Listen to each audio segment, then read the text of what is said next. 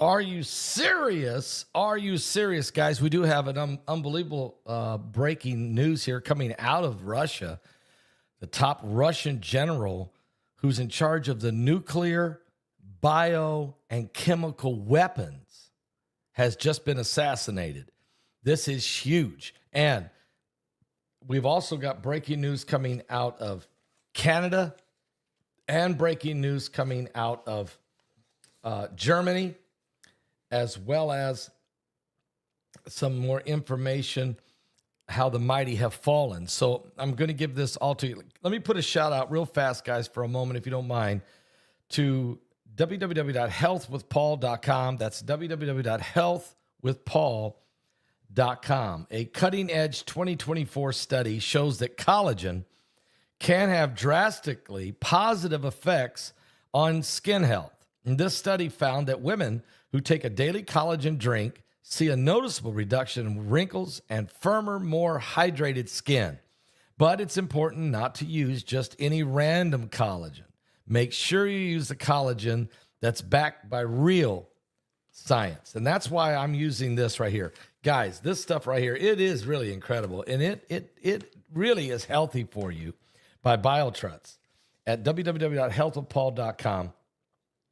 This amazing multi-collagen is absolutely will transform your skin for the better. It's got 5 different types of collagen, and they are the healthy kind, which is plant and fish collagen, really good for us.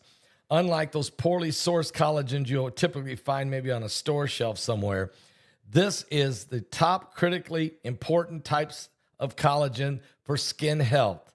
It will help transform your body, really. I mean, you'll see a visible change in aging, reduces wrinkles, it promotes a youthful glow, it promotes elasticity and also skin hydration. This stuff is really, really good. And all you do is it's just powder, okay?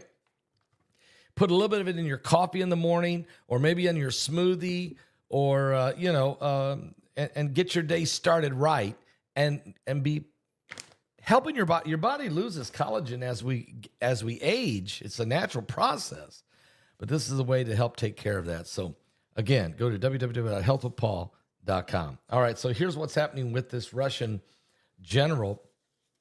Incredible news coming out of Moscow. Lieutenant General Igor Krylov was he was in charge of the chemical weapons, nuclear weapons, and biological weapons. And he was accused of using chemical weapons on the battlefield. According to reports, General Jack Keenan discussed the possibility of a ceasefire agreement between Israel and Hezbollah. And the Trump's team goes to bring Russia-Ukraine war to a responsible end. But even though this was being discussed, a Ukrainian official has now taken credit for the assassination of Lieutenant General Igor Krylov, the commander of Russia's chemical, biological, and radiation nuclear defense forces. And his assistant was also with him. They were both killed in an explosion there in Moscow this morning. Russia's investigative committee said the explosive device was placed on a scooter near the front door of the apartment complex, so that when of the house where he was at, when he came out of the house, he and his assistant, they had to walk right by the scooter. The scooter was sitting there on the sidewalk and, of course, was remotely controlled. The bomb exploded. The bomb had the power of roughly 300 grams of TNT, according to Russian state news agency TASS. According to Fox News Digital, they're reporting they can confirm that the Ukrainian Security Services, or what's known as the SBU, claims credit for the assassination. The SBU officials who spoke with the Associated Press on condition of anonymity said that General Krylov was a war criminal and he was entirely a legitimate target for assassination. Investigators and forensic experts and operational services are working at the scene, but the Russian Investigative Committee spokeswoman, Selena Petrenko, she said this: the investigative and search activities are being carried out to establish all the circumstances around this crime. Petrenko also said Russia is treating the explosion as a terrorist attack. Of course, Ukraine is saying this is just an act of war. Krylov was charged by the SBU yesterday with using banned chemical weapons on the battlefield. Several countries had also placed him under sanctions for his role in the war against Ukraine. He was already being labeled a war criminal. The SBU said it had recorded more than 4,800 uses of chemical weapons during Russia's attacks on Ukraine since the Russian invasion of Ukraine started on February 24th, 2022. And so it was a pretty explosive situation, no doubt about that. And so this top general has been killed. Here he is right here, actually. This was him. Okay. So, and here's just outside of the apartment complex there, the explosion there. So a scooter bomb. Basically, they parked the scooter outside of the apartment and the doorway. So when he walked out, they could remote control blow him up. And that's what went on in that deal. Now, but still, the mighty are falling everywhere. I'll give you an example of this. According to reports, everything is out of control. This is what they're saying in Canada. In Canada. Yeah, someone just said, Pastor, anywhere in the Canadian government. I'm right there, okay? The Canadians have had everything's out of control. That's what the politician who is trying to take over as the new prime minister, he wants to take out Justin Trudeau. The opposition leader, Pierre Poilievre, demanded yesterday that the government call an immediate action as the Liberals were thrown into chaos by the high-profile resignations, saying there is no time to waste with Donald Trump's inauguration as the president is just over a month away. In other words, Trump is coming in a month. We got to get this Liberal government out of Canada. We got to take Justin Trudeau and his entire Liberal government out of control. Poilievre said it's clear everything is out of control in Canada after finance minister and the deputy prime minister, Christina Freeland, both announced their shocking resignations from the cabinet yesterday morning, just hours before she was to deliver her fall fiscal update, which she had reportedly clashed with the prime minister's office over. So Christina Freeland was supposed to give a report, the financial report, and whatever she was going to report, apparently Justin Trudeau didn't want reported. He didn't want that kind of report, or he wanted her to change it, or who knows what. But she was so frustrated and upset, she resigned. And so did one of the other top cabinet members as they clashed with the prime minister, Justin Trudeau. It would be ideal to have an election done before President Trump takes office in January 20th, or within the first week or two of his mandate. Poilievre told reporters at a press conference on the Parliament Hill in Canada, so that Canadians would have a strong prime minister, someone with brains and a backbone, facing down President Trump and our American competitors.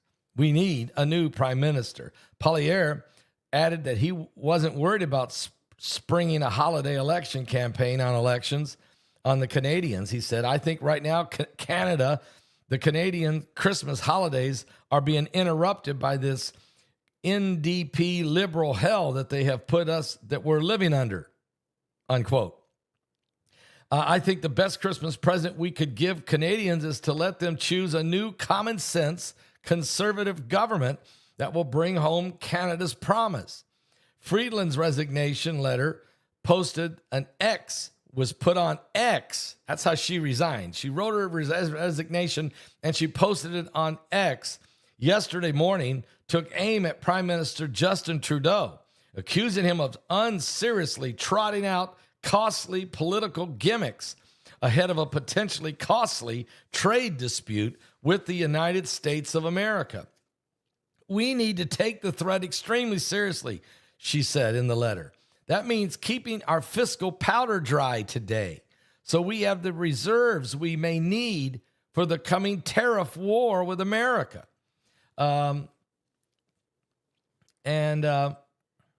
Trump said last month that he would slap a 25% tariff on both Canadian and Mexican imports unless the two countries crack down on the flow of drugs and illegal migrants into the country.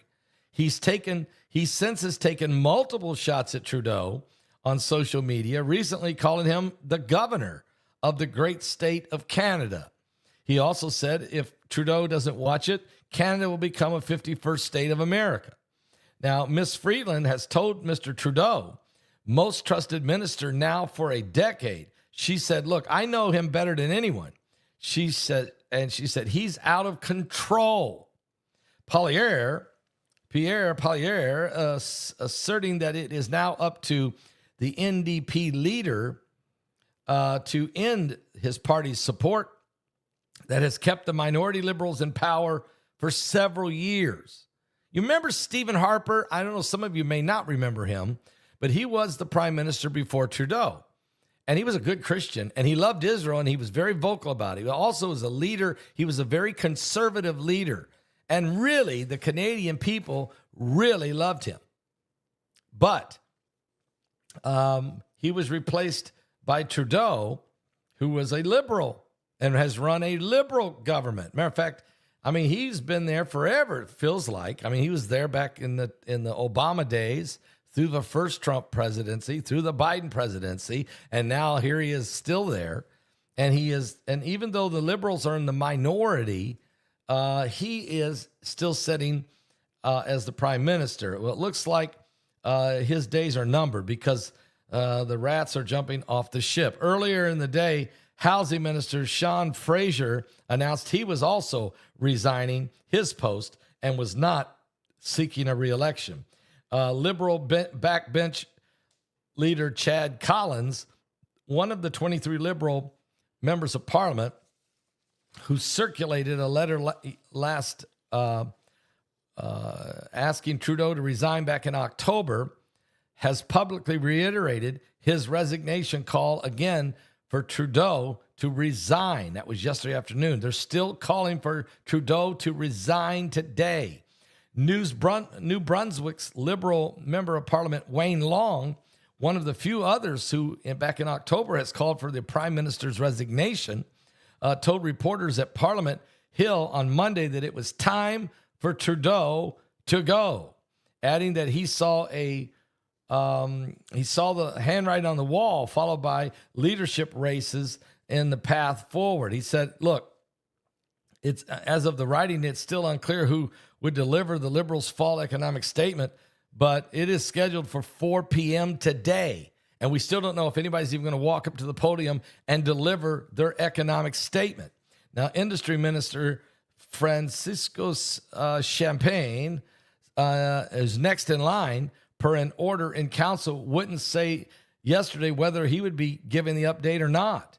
And third in order is succession is Edmonton's Member of Parliament, Randy Boissonnault, who resigned from the cabinet last month over a pattern of misleading claims related to his supposed heritage.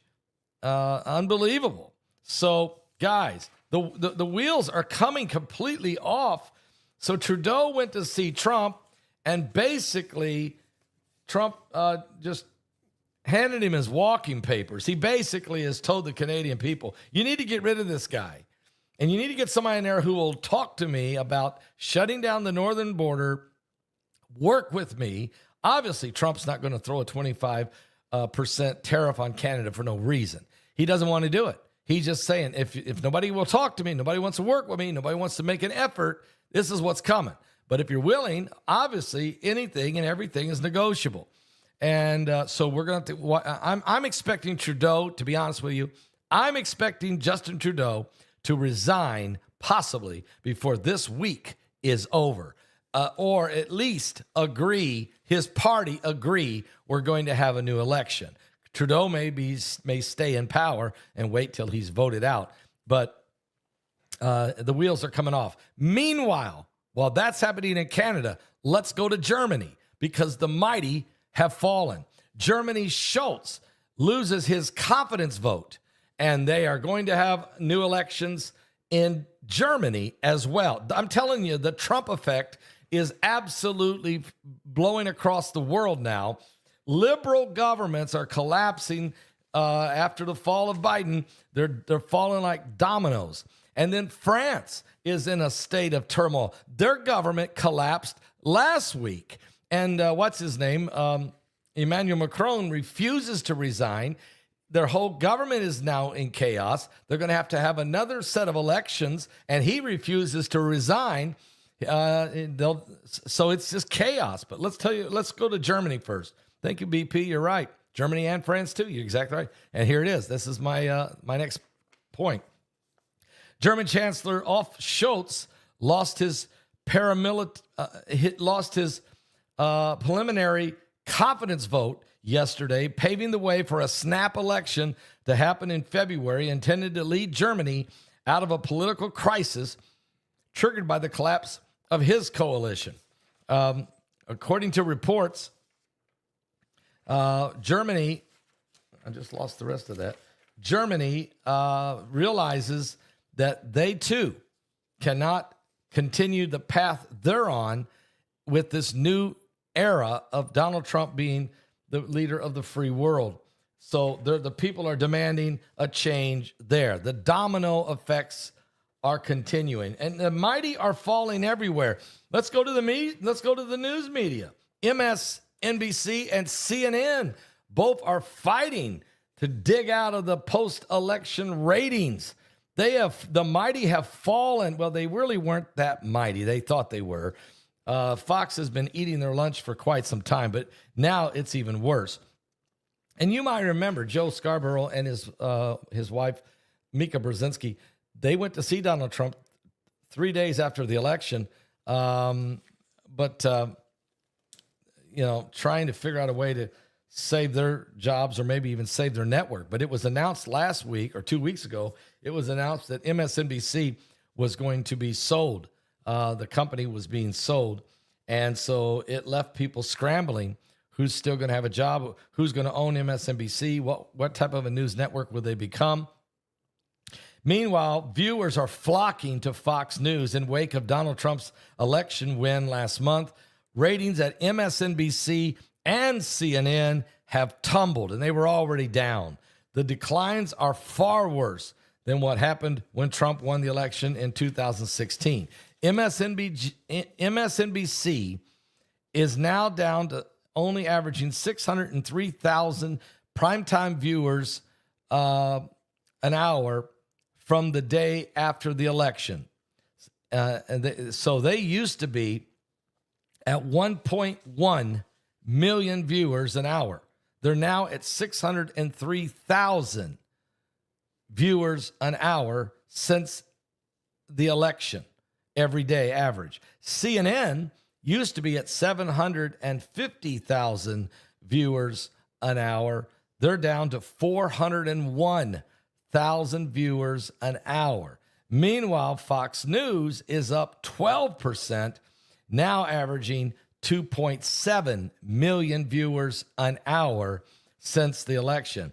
MSNBC and CNN combined are less than half of the viewing audience, way less than half. Almost, they're only, you put MSNBC and CNN together, they're only getting 1 million viewers an hour. Fox is running an average of 2.7 million. This is not even close. And so Rachel Maddow has volunteered and has taken a $5 million cut on her outrageous salary. And CNN is looking to let some other people go. MSNBC is going to let some other people go. MSNBC is already hiring some new people. They're throwing in here and there at much lower salary rates.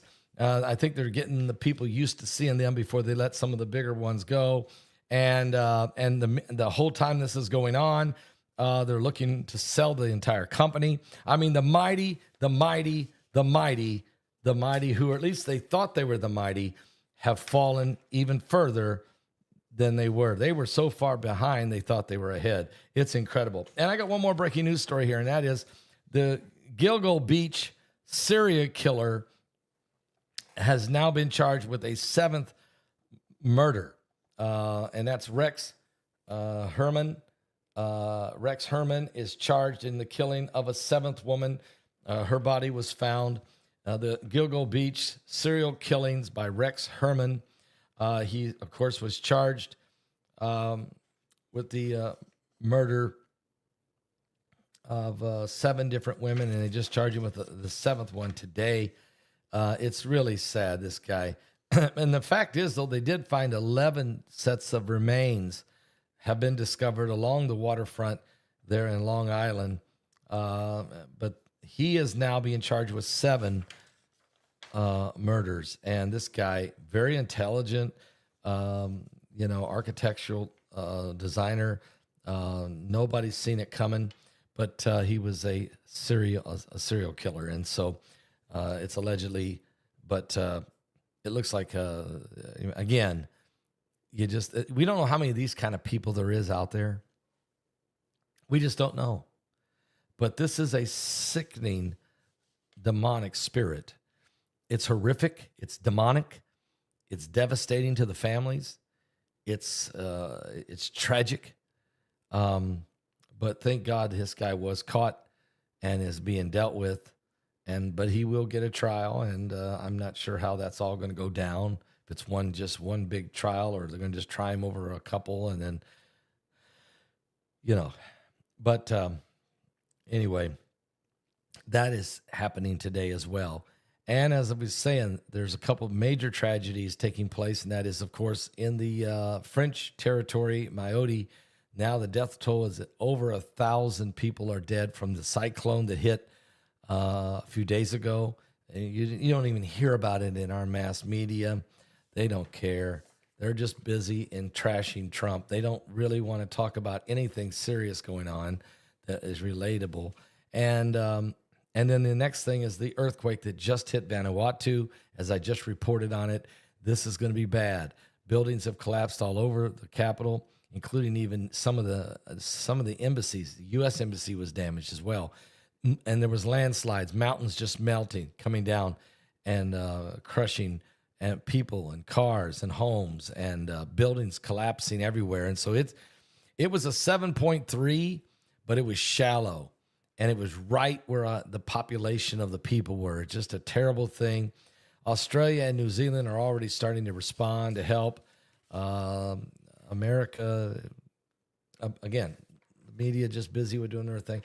I mean, we don't even, I noticed, and Heidi and I were talking about this, American media don't even want to talk about catastrophes no more. They don't want to talk about hurricanes and tornadoes and cyclones and typhoons and earthquakes, and they don't want to talk about them. They want to just basically give you a little bit and then they go away. They just abandon the people up there in North Carolina. The media just abandons the story. They abandon when the train in East Palestine, Ohio, they just abandoned. And this current administration, you talk about asleep at the switch. Does anybody even know where the president is or the vice president? There is absolutely no leadership going on right now as it relates to everything. And the only thing that's going on, the only thing I can see going on is they're just getting all their ducks in a row. They're pardoning everybody they can. They're trying to figure out who they should pardon. It's like they're just spending all their time covering their tracks. Okay. I mean, that's the only effort I see going on. Everything else doesn't matter. They're just focusing on how to take care of everyone that's been involved in the different schemes and things. And And they're letting people go that were absolutely, I mean, this corrupt judge who was getting paid to send children to prison. He made almost $2 million in kickbacks from the private prison system that was paying him to help send more their way, because they got paid the number of prisoners they had, juveniles. The more they had, the more the government paid them. And then they paid him, so he would send more to them. I mean, you talk about criminal. This was wicked. And Biden just pardoned him, turned him loose. And then the woman over in Illinois she robbed the city of $57 million. They just let her go today. I mean, it's just, this is all they're doing. This is all they're doing. There's nothing else they're doing. It's figured out how to cover everybody's tracks that may be connected, and trying to get enough pardons out ahead of even convictions or investigated. Even before people are even investigated, they're going ahead and pardon them in advance. You talk about the guilty corruption. We've never seen anything like this. And meanwhile, the world is falling apart. Syria has come unglued. The Middle East is in flames. Ukraine and Russia is raging. Hurricanes, cyclones, earthquakes, wars, coups, governments collapsing, whether it be France, Germany, or Canada. All over the world, these things. Everybody's looking for a leader, and they're coming to Mar-a-Lago to the guy who's not even in office yet, saying, okay, we know you're not in office, but tell us what you want us to do, because we know you're going to be in, so we need direction, because they can't get no direction nowhere else. It's unbelievable. I didn't think I would ever see this, but I'm seeing it with my own eyes. I mean, are you serious? Is this really happening? I'm still wondering. I don't know. But it's happening. Thank God. If you're saved, thank God you're washed in the blood. Have you been to Jesus for the cleansing power? Are you washed in the blood of the Lamb? Are you fully trusting in His grace this hour? Are you washed in the blood of the Lamb? Are you washed in the blood, in the soul cleansing blood of the Lamb? Are your garments spotless? Are they white as snow? Are you washed in the blood of the Lamb?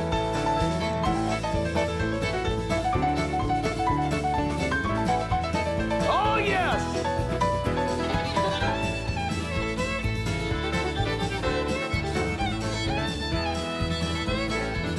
Are you walking daily by the Savior's side? Are you washed in the blood of the Lamb?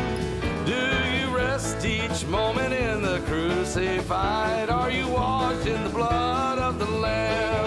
Or are you washed in the blood, in the soul-cleansing blood of the Lamb? Are your garments spotless? Are they white as snow? And be washed in the blood of the Lamb. Come on!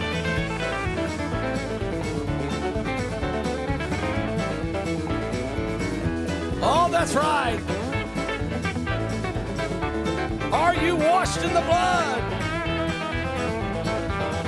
When the bridegroom cometh, will your robes be white? Are you washed in the blood of the Lamb? Will your soul be ready for those mansions bright, and be washed in the blood of the Lamb? Or are you washed in the blood, in the soul-cleansing blood of the Lamb? Are your garments spotless? Are they white as snow? Are you washed in the blood of the Lamb? Now lay aside those garments that are stained with sin, and be washed in the blood of the Lamb. There's a fountain flowing for the soul unclean. Oh, be washed in the blood of the Lamb. Are you washed in the blood, in the soul-cleansing blood of the Lamb? Are your garments spotless? Are they white as snow? Are you washed in the blood of the Lamb?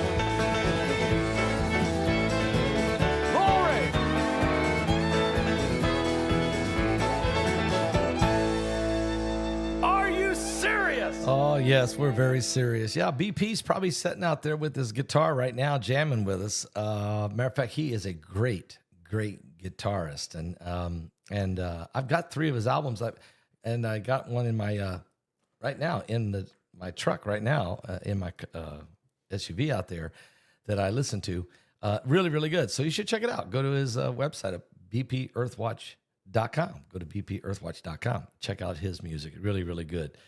Guys, we are at the end of the year, really. And so a lot of people have been calling and asking, saying, look, I would like to give a donation. I'd like to give, end of the year. Can I do that? Yes, you can. Please. You just go right now to our website at paulbegleyprophecy.com to give your end of the year donation. Some of you have had a great year.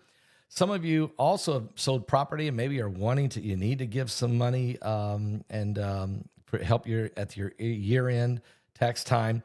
You can also just pick up the phone and call us if you want to do it that way over the phone, 765-414-2230. Of course, you're helping us spread the gospel of Jesus Christ in a mighty, mighty way. And so we appreciate it on all the blankets, on all the Bibles we send out and the prayer cloths and everything we do to help the folks out there. We couldn't do it without you. We just couldn't.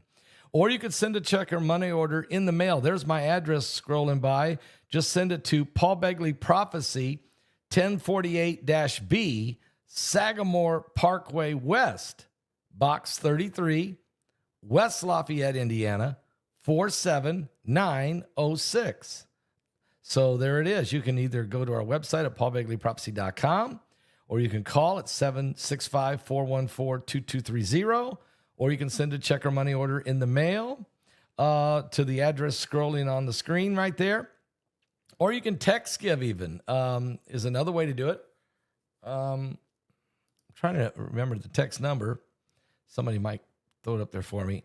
So you can go that route if you want to do it that way. But certainly it's a good time of year. I mean, and some folks say, Pastor Paul, I just want to give a Christmas donation. I just want to thank the Lord. I want to thank God for this ministry and being a part of this online church. I just love it. I love what we're doing here every day. I love the opportunity. I love seeing people coming to Christ. I love the blessing it is. And so you may just want to send a Christmas offering. That is wonderful. You can do that. And God will bless you, no doubt about that. I'm trying to find the text give. Let me see if I can find it. Give me 1 second, because some people like to do that. Maybe I'll find it here. Let me see. You'd think I would keep these things close, but